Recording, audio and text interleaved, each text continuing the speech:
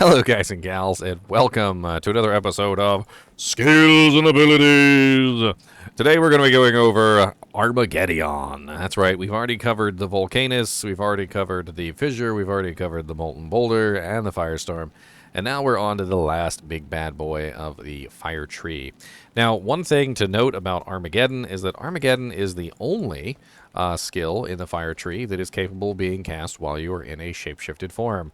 Now, this means that if you want to be a burr, a big bad burr, or if you want to be a werewolf, or if you want to be a fire claw, something, you can utilize Armageddon with the shapeshifted forms, which is kind of nice.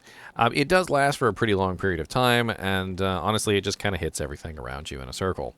Now, it does do fire damage, and it also does physical damage. It does both. And the interesting thing about Molten Boulder, is that Molten Boulder, why am I saying Molten Boulder? I mean Armageddon. The thing about Armageddon is that it actually adds in the damage of the physical and the fire together on the character screen, and it shows you 10 to 11k, which is actually incorrect. It also averages the damage, which is a little weird. So let's go actually look at the skill real quick, because I need to show it off. So the way that Armageddon works is when you cast it, it gets really loud, by the way. Multiple impact events will occur. All right. Now, this has been changed in previous patches, is that they increased the number of impact events, and they also increased the radius of the impact events.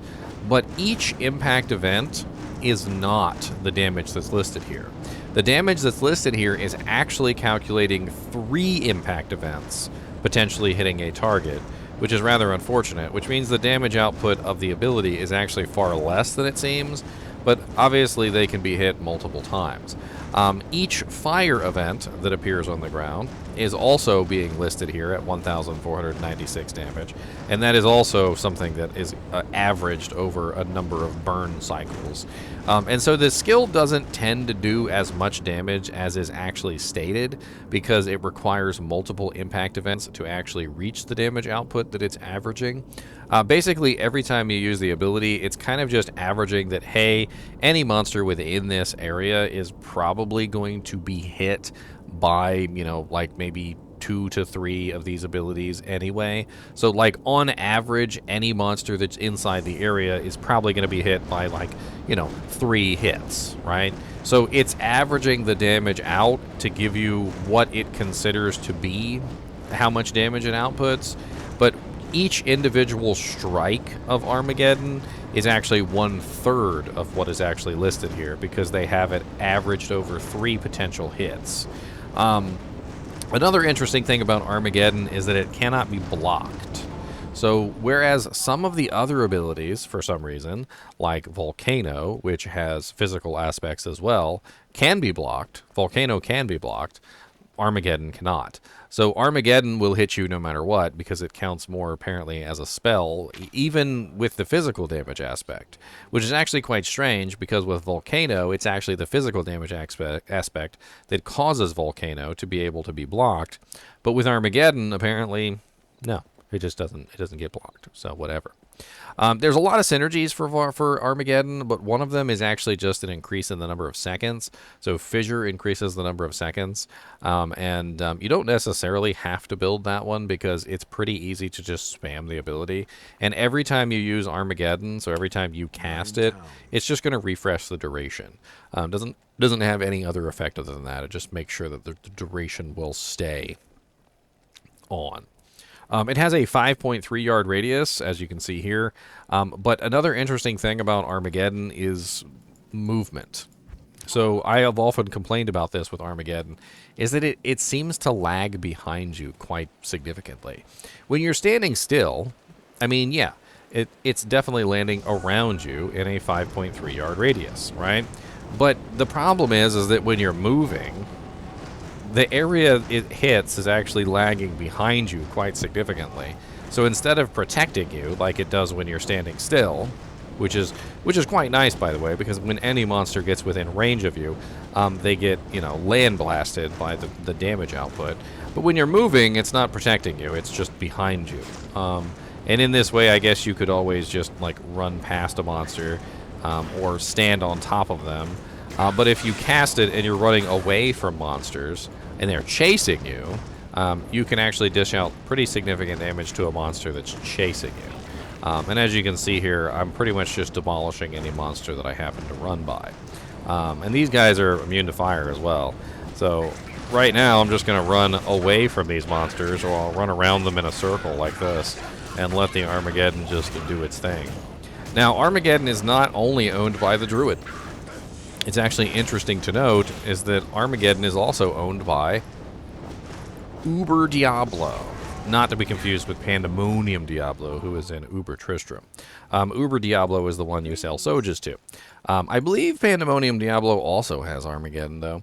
But basically what it is that he has the same exact ability that you do. It can't be blocked, it does physical and fire damage, and this is one of the reasons why Uber Diablo is actually kind of a pain in the butt to fight on characters that even have 75 or even 90% fire resistance.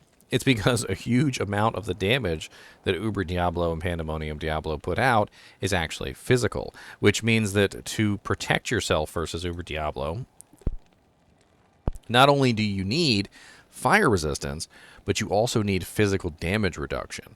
So things like, a Storm Shield, or, a String of Ears, or a Verdungo's Hardy Coil, or Shako with 10% physical damage reduction. Things like that will actually help you a lot versus Uber Diablo, because it will cancel out a large amount of the physical damage aspect of his abilities. And believe it or not, actually quite a large amount of Diablo's abilities are actually half physical damage.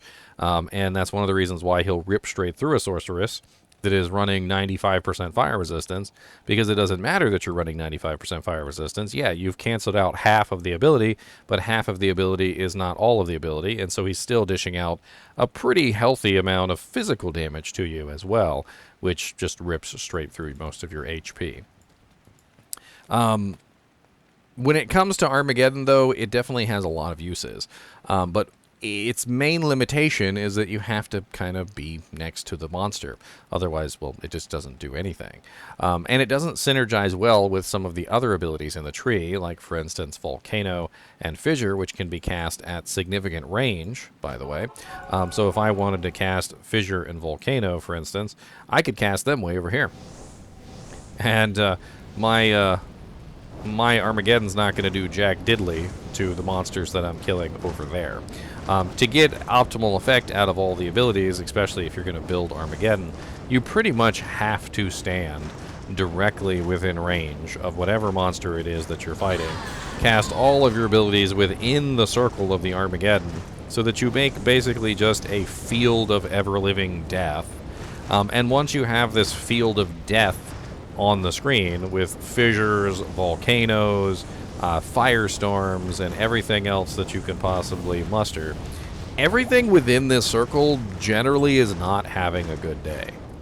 I mean, there's really no other way to put it. Like, if you focus all of the Druid's fire abilities in one area, whatever is standing there is not going to have a good day. They're getting hit by multiple impact events from Armageddon. They're getting hit by multiple flames and firing events coming out of Volcano.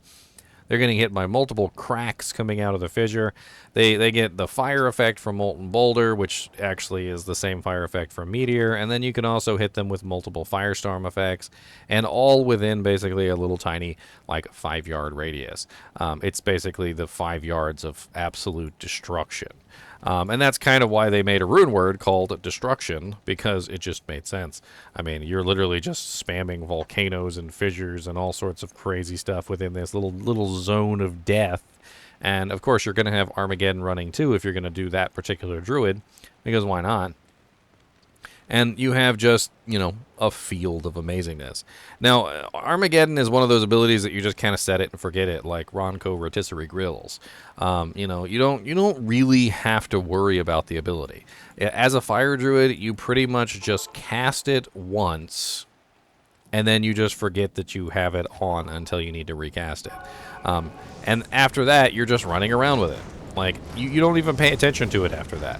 It's pretty much, at that point, it's pretty much just spamming the other abilities in the tree.